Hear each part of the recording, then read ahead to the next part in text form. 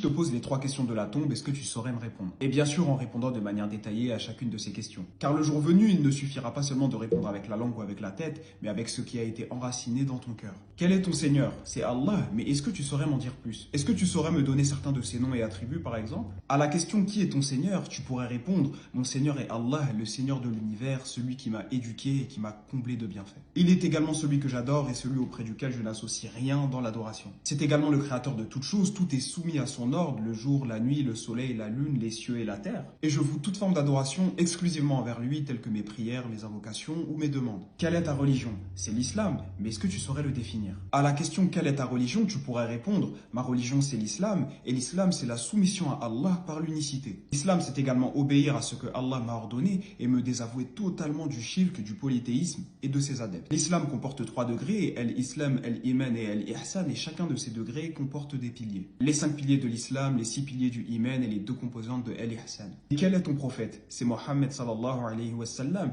mais est-ce que tu saurais me raconter sa vie et ce par quoi il est passé? À la question quel est ton prophète, tu pourrais répondre, mon prophète est Mohammed ibn Abdillah ibn Abdil Muttalib ibn Hashim, il est issu d'une tribu arabe nommée les Quraysh qui sont eux-mêmes issus de la descendance de Ismaïl et de Ibrahim alayhi salam. Il vécut jusqu'à l'âge de 63 ans, dont 40 avant d'hériter de la prophétie et 23 en tant que prophète et messager. Il naquit et vécut 53 ans à la Mecque, puis émigra durant 10 ans à Médine. Il a été envoyé pour prévenir contre le shirk, le polythéisme, et appelé au tawhid, le monothéisme. Et il n'existe aucun acte de bien sans qu'il ne l'ait au préalable montré à sa communauté, et aucun acte de mal contre lequel il aurait mis en garde. Voici comment tu pourrais répondre de manière plus détaillée aux 3 questions de la tombe, qu'Allah nous accorde une bonne compréhension de sa religion et qu'Allah nous facilite l'apprentissage de celle-ci.